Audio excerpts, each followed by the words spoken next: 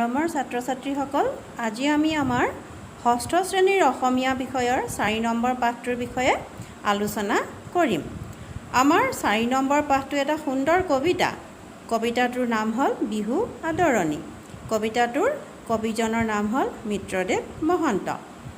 এই কবিতাটোত অসমীয়া জনজীৱনৰ আদৰৰ ৰঙালী বিহুটিক লৈ ৰচনা কৰা হৈছে।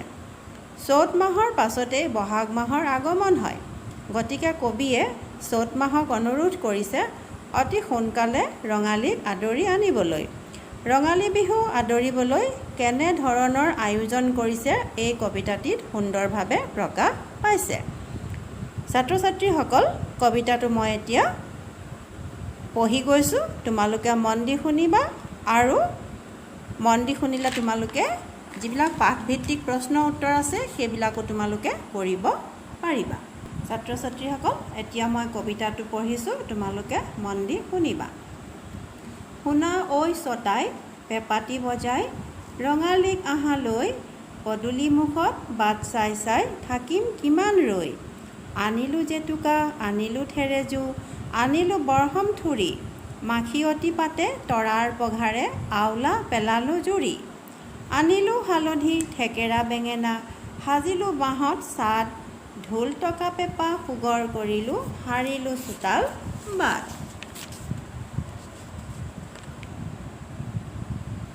আয়ে কাটিলে শালৰ গামোচা আঁচুৰ ভমকা ফুল, বায়ে আনি থলে খোপালৈ বুলি ৰচঙা কপৌৰ ফুল।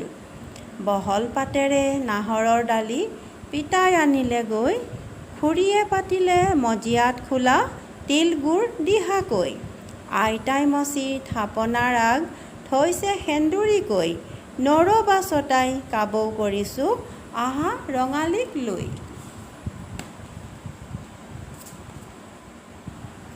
এতিয়া ছাত্ৰ ছাত্ৰীসকল, কবিতাটোৰ মূল কথাখিনি আমি আলোচনা কৰিম, তোমালোকে মন দি শুনিবা আৰু আশা কৰোঁ তোমালোকে মন দি শুনিবা আৰু শুনিলে তোমালোকে সুন্দৰকৈ বুজি পাবা। চ'ত মাহক কবিয়ে অনুৰোধ জনাইছে অতি সোনকালে ৰঙালীক আদৰি আনিবলৈ। ৰঙালী বিহুটি আহিব আহিব বুলি অতি হেঁপাহেৰে সকলোৱে বাট চাই আছে। ৰঙালী বিহুৰ বাবে জেতুকা থেৰেজু বৰহমথুৰি মাখিয়তী পাত তৰাৰ পঘা আদি গোটাই থোৱা হৈছে। গৰুৰ গা ধুৱাবলৈ হালধি থেকেৰা বেঙেনা আদিৰে বাঁহৰ চাট সজা হ'ল। লগতে বিহুত নাচি বাগি আনন্দ কৰিবলৈ ঢোল টকা পেঁপা আদি ভালকৈ পৰিষ্কাৰ কৰা হ'ল বা সুগৰ কৰি লোৱা হ'ল। ঘৰৰ পদূলি চোতাল আদি সাৰি মেলি পৰিষ্কাৰ কৰা হ'ল। ৰঙালী বিহু বুলি আয়ে শালত ভমকা ফুলেৰে বিহুৱান বৈ উলিয়ালে। বায়ে নাচিবলৈ বুলি খোপাত পিন্ধিবলৈ ৰংচঙীয়া কপৌ ফুল আনিছে।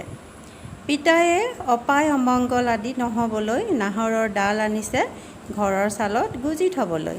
খুৰীয়ে মজিয়াত পিঠা পনা আদি তৈয়াৰ কৰিবলৈ খোলা পাতিছে।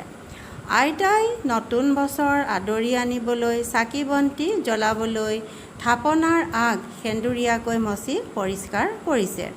ইমানবিলাক আয়োজন অকল ৰঙালীক আদৰিবলৈকে কৰা হৈছে। সেয়েহে কবিয়ে চ'ত মাহক কাবৌ কৰিছে, অনুৰোধ জনাইছে যে পলম নকৰি অতি সোনকালে যেন ৰঙালীক আদৰি আনে।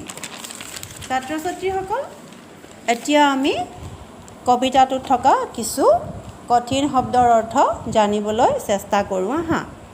যে শব্দ আৰু অৰ্থ। ছটাই চ'ত মাহ, থেৰেজু এবিধ টেঙাজাতীয় ফল।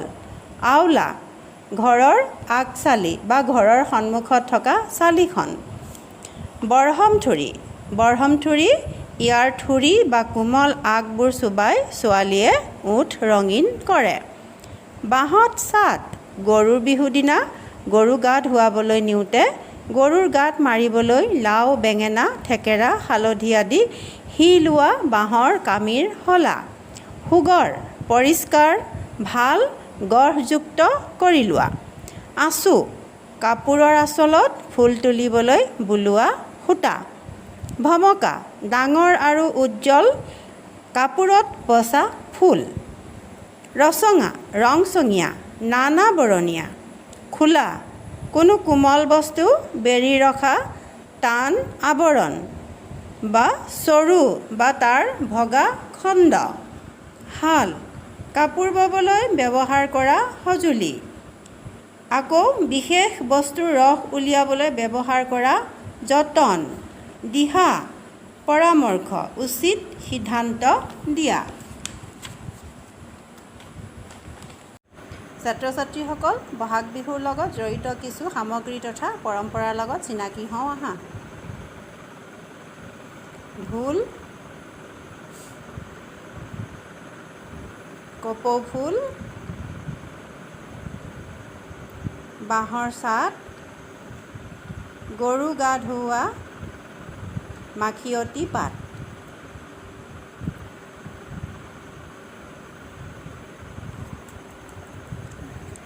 ছাত্ৰ ছাত্ৰীসকল, আমি কবিতাটোৰ বিষয়ে চমুকৈ কিছু আলোচনা কৰিলোঁ। তোমালোকে আশা কৰোঁ বুজি পাইছা। পাঠটোৰ প্ৰশ্ন উত্তৰবিলাক সুন্দৰকৈ কৰিবা।